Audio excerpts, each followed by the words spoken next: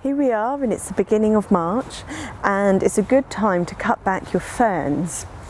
This is Dryopteris erythrosaura brillians. The lovely new spring foliage of this fern comes out a molten orange.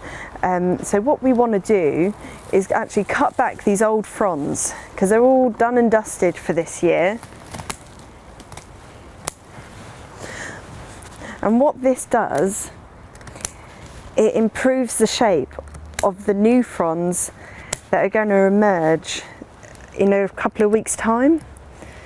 So you get a better shape, the foliage looks healthier, and it just looks like an all-round better plant. So it's a good thing to do.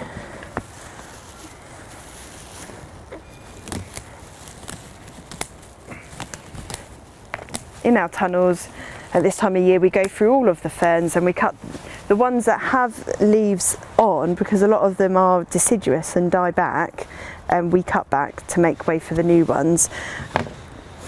And you can see there's a couple of bobbles here, which is the beginning of the new fronds starting to unfurl from ground level. So these will look much nicer than if we had left the old fronds on. Thank you.